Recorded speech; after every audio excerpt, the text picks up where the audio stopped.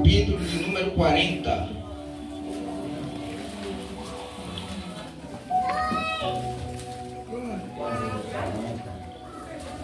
E o versículo de número 34.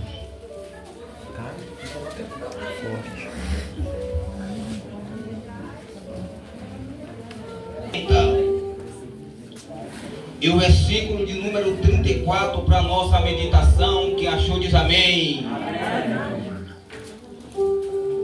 O texto diz: então a nuvem cobriu a tenda da congregação, e a glória do Senhor encheu o tabernáculo. E a glória do Senhor encheu o tabernáculo. Se assente, glória. Glória a Deus! Aleluia! Glória a Deus! Aleluia. Poder dar um pouco de microfone, segurar. Na verdade, Deus, ele fez a sua criação e sempre gostou de se relacionar com a sua criação. Nós observamos que na criação a Trindade em si estava em homem. Ele expressou: façamos o homem conforme a nossa imagem e a nossa semelhança. E assim Deus formou o homem, criou o homem do barro, do pó da terra, mostrando que de fato o homem não passa de barro, que precisa dele. Observe que toda a criação foi feita para adorar ao Senhor. É lógico que toda a criação por si adora, expressa adoração ao nome do Senhor. Então, quando Deus faz do homem, no intuito de Deus fazer o homem, é para o homem se relacionar com ele, para o homem o adorar e para o homem o servir. Observamos que depois do homem pronto, a Bíblia diz que a Trindade se relacionava com o homem, porque a Bíblia diz que durante a viração do dia Deus descia para se relacionar com o homem. Deus descia para conversar com o homem. Isso aqui é relacionamento entre a criação e o Criador. Observamos que houve-se um dia que Deus resolveu descer no jardim do Éden na viração do dia para se relacionar mais uma vez como costumava com o homem. E quando Deus desce para se relacionar com o homem, ele observa que o homem não está no lugar do relacionamento. Ele observa que o homem não está ali. E o problema não é Deus descer para se relacionar com o homem. Por quê? Porque o lugar do relacionamento ainda ele continua descendo. O problema agora é ele encontrar o homem no lugar do relacionamento. Aí agora vamos esperar. Quem sabe você não se encontra no lugar que você se relacionava com ele. E todos os dias ele está descendo, te procurando e não te achando. E a palavra nesta tarde que Deus está dizendo, ele volta para o lugar do relacionamento. Porque por mais que eu não te encontro lá, eu estou te esperando no mesmo lugar. Por mais que eu não te vejo mais lá, eu estou descendo todos os dias para que eu quero me relacionar com você. Então nós podemos entender que Deus, ele fez o homem para se relacionar com ele. E houve esse dia que Deus desceu: Adão, aonde tu está? Tu não está no lugar do relacionamento. Tu não está no lugar da comunicação. Tu não está no lugar da comunhão. Eu desço para falar contigo e não te encontro. Aí nós podemos ver, irmão, que a Trindade aqui está exposta em toda a Bíblia desde a criação. Quando nós paramos para ver acerca da Trindade, lendo o versículo que lemos no livro de Êxodo, Deus ele vai estabelecer algo para Moisés e dar uma ordem depois que ele sai do Egito. Moisés levanta um tabernáculo e uma tenda da congregação no deserto. Por quê? Porque eu quero me relacionar de uma aliança com o homem. E para que serve a tenda da congregação? A tenda da congregação é para quando os filhos de Israel pararem, eles pintarem, me adorarem, e o sacerdote, o sumo sacerdote, oferecer expiação, de relacionar comigo. Agora tem alguns detalhes que eu quero que você bote no tabernáculo. E o primeiro detalhe é, olha, prepara umas lâmpadas, ou um candelabro com 7 lâmpadas, que pode ser chamado também de menorá, para quando o sacerdote ele adentrar no santo dos santos, para oferecer holocausto, a luz do candelabro iluminar o sacerdote. E vai falando aí, meu bem, vai anotando tudo que eu estou te dizendo para você botar no tabernáculo, porque eu quero voltar a me relacionar com o homem. Faz o que, Jeová? Faz uma arca de madeira de golfe e leva ela para o santo dos santos. Nós podemos entender, irmão, que no tabernáculo tem a manifestação da Trindade, porque pela Bíblia nós entendemos que a arca simboliza Deus, a presença de Deus. Então, quando Deus dá ordem a Moisés, põe a arca no santo dos santos para você se relacionar comigo, era Deus dizendo: eu vou estar no meio de vós.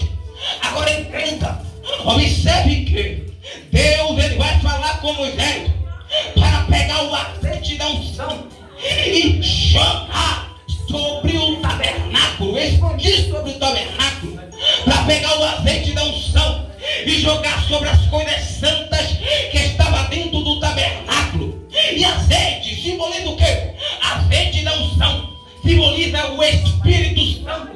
Observe aqui, a segunda pessoa da Trindade, ou a terceira pessoa da Trindade, no meio do tabernáculo. Aí já tem um Pai, aí já tem um Espírito.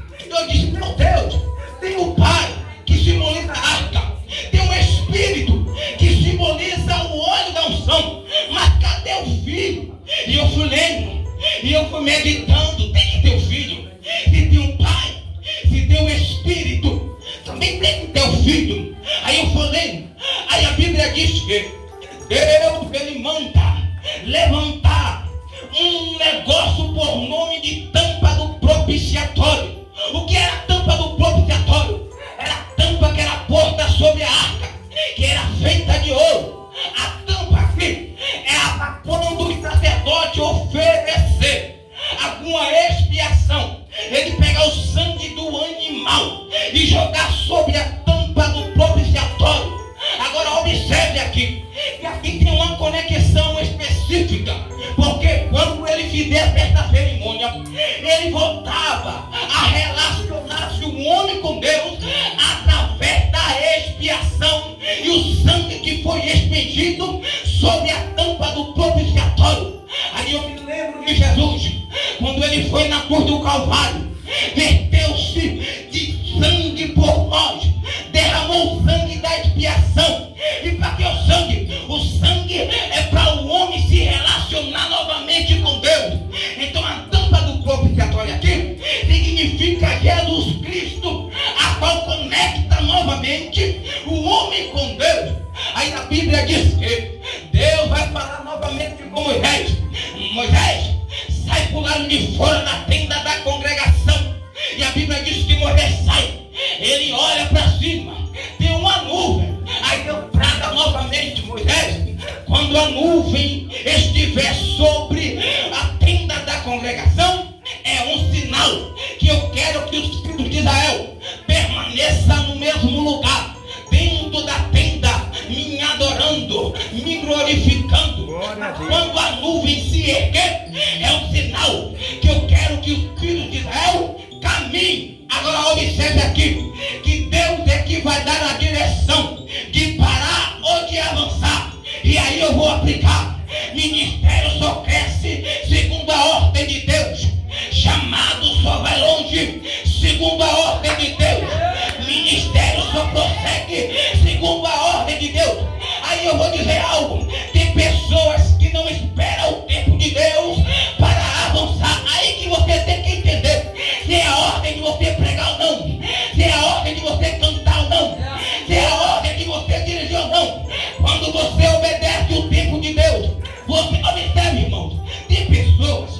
que acha que para crescer, ele só cresce exposto. Eu me lembro que quando Elias profetizou, segundo a minha palavra, não vai chover. Ele profetiza, Deus tranca o céu e não deixa passar nenhum raio. Aí Deus fala com Elias: Elias, agora você só vai se esconder, porque o resto é comigo. A Bíblia diz que Elias se esconde e Deus vai sustentar Elias com pão e água. Eu não posso estar nos cartazes da vida, eu não posso estar exposto, mas eu escondido, Deus me sustenta com pão, Deus me sustenta com água, porque não me importa, irmãos.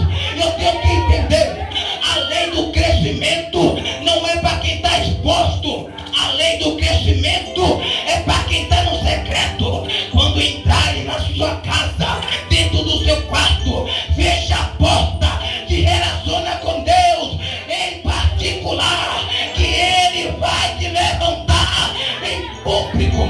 Então eu tenho que entender que em todo tempo Deus, Ele agiu para relacionar, para conectar o homem com Ele. Aí para entender que nada fora da sua origem prevalece. Quando o homem se afasta de Deus, ele não canta. Pode cantar, mas não tem unção. Pode pregar, mas não tem unção. Pode dirigir, mas não tem unção. Pode orar, mas não tem unção. Pode fazer o que for, se não se relaciona com Deus, não tem unção. Agora a pessoa que se relaciona com Deus não tem voz bonita, mas quando pega o microfone, a presença se manifesta. Não sabe exercer o texto, não tem um ponto de figura, não sabe interpretar a Bíblia, mas quando ele pega o microfone, a presença atrai o ambiente. E eu vou dizer algo: Deus quer voltar novamente a se relacionar contigo, a te levar para o lugar do secreto.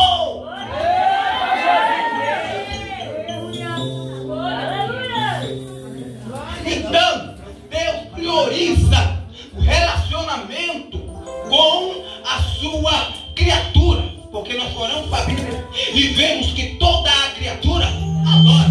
As aves adoram, as plantas adoram, o vento adora, o mar adora, a lua adora, o sol se manifesta quando ele chama, as estrelas adoram. E você não vai adorar, meu filho?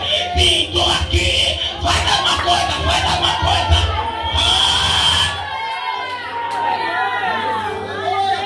Alguma coisa para se relacionar com Deus. Na verdade é que Deus, ele não se afasta de você, é você que se afasta dele. Quando eu paro de orar, quando eu paro de jejuar, quando eu paro de me relacionar com a palavra, eu estou me desconectando com Deus. Mas oxalá e tomara que seja hoje que Deus ponha essa tomada no local certo e comece a se relacionar com você novamente. Por quê? Porque eu nunca vi alguém ter um encontro com Deus e não sai diferente. Eu nunca vi alguém se relacionar com Deus e não sai transformado. Eu nunca vi alguém ter uma comunhão com Ele e não sair mudado. E aí eu tenho certeza, e eu não sei a forma que você entrou aqui, mas o Jeová grande, Ele está aqui, e hoje Ele vai fazer sair você aqui diferente, mas cheio, mas cheio. Porque hoje você vai voltar para o lugar da intimidade. Hoje você vai voltar para o lugar da comunhão. Então Deus prioriza se comunicar com a sua criatura. Aí nós podemos ver que quando o tempo passa e Davi um dia está no seu reinado e observa que a presença de Deus, ela está em tendas, a ponto de ela falar com o profeta Natan: ei, a arca da aliança está habitando em tendas, eu habito em casa de cedro, me permitam eu construir um templo para o Senhor, para a presença do Senhor. Natan, como amigo, olha para ele e fala: vai, faz conforme está no seu coração. Eu imagino durante a noite Deus descendo para se relacionar com o homem e vai se relacionar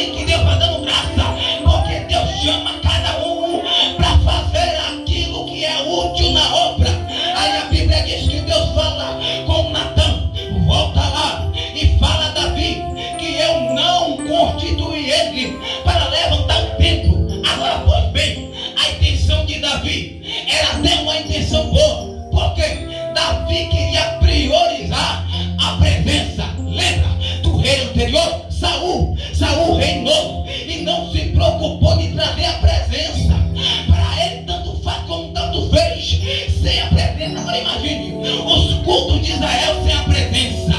As pregações de Israel sem a presença. Aí quando Davi assume o reinado, ele diz: não dá para cantar sem a presença. Não dá para pregar sem a presença. Não dá. Eu vou fazer o quê? Eu vou buscar a arca, porque eu quero me relacionar com a presença. E aí eu tenho que entender, irmãos, tem pessoas que recebem, mas tem pessoas que buscam a presença. Tem pessoas que têm, mas quando se perde, não se preocupa em procurar novamente aonde perdeu. E Deus hoje está falando comigo e com você. É tempo de resgatar a presença.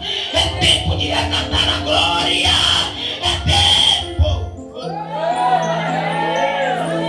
de se relacionar novamente com Ele. Então Davi se preocupa de trazer novamente a arca. Ele se preocupa com a arca. Ele sabe que a arca é importante. Ele sabe que a arca, ela não pode sair de Israel. Ele pega a arca, põe em Jerusalém. E agora a preocupação dele é: eu tenho que botar a arca em um bom lugar. Eu tenho que levantar um templo para botar a arca do Senhor. Aí Deus fala: não, eu não chamei você, mas vai nascer um de ti que vai levantar um templo para a minha adoração e para a minha glória e para a minha presença se manifestar. Agora entenda aqui comigo. Quando Davi, ele recebe a ordem que ele não vai levantar o templo, ele não fica triste, ele não vai questionar, ele não vai dizer por que não, Senhor. Ele vai agradecer e ele vai fazer o quê? Já que eu não posso levantar o templo, eu ajudo quem vai levantar. Aí é o grande problema. Tem pessoas que não vai e não quer que o outro vá. Não canta e não quer que o outro cante. Não prega e não quer que o outro prega. Não dirige e não quer que o outro dirija, irmãos. Se Deus chamou ele, não tem diabo no inferno, não tem olho na terra que possa impedir.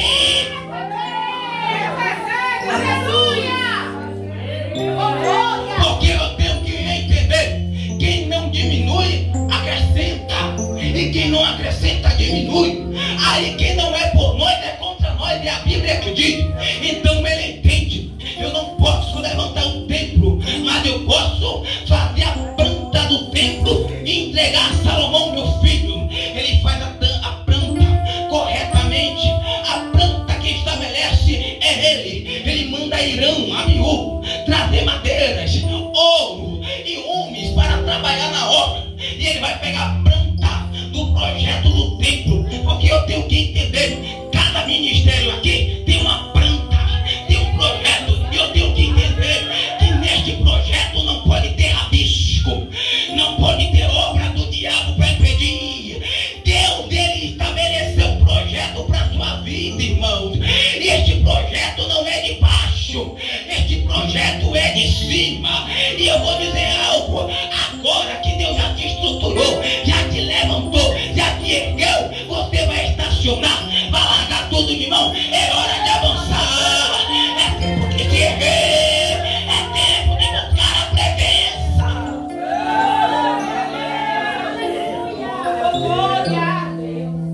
Aleluia. Ele pega a planta e leva até Salomão. Salomão olha a planta e vê que está tudo lindo, que está tudo bonito. Agora observe que Salomão, ele não faz questão de tirar e nem acrescentar nada do projeto, nada da planta. Por quê? Porque ele põe seu coração em seguir como está a planta, em seguir como está o projeto, em seguir como Deus o ordenou. Porque não adianta, irmão, querer estabelecer, seguir, caminhar sem a orientação de Deus. Aí eu tenho que entender que Deus, às vezes, faz coisas que eu aparentemente não gosto, mas é do jeito dele, no modo dele, no tempo dele, na hora dele. Aí eu tenho que entender: estamos em um ponto de vaso. Aí eu tenho que entender: vaso não se manda, vaso não faz o que quer, vaso não vai onde quer. Quem conduz o vaso é o oleiro, é o oleiro, é o oleiro, é o oleiro. E esse negócio vai dar certo, porque quem tem a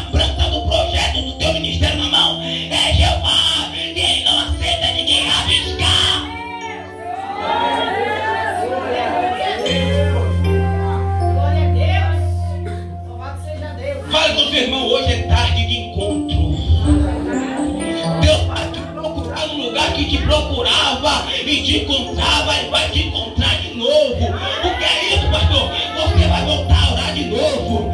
Você vai purificar caixanta. Você vai buscar jejuar de novo. Você vai voltar aí pro monte de novo. Porque hoje é tarde de encontro com Deus.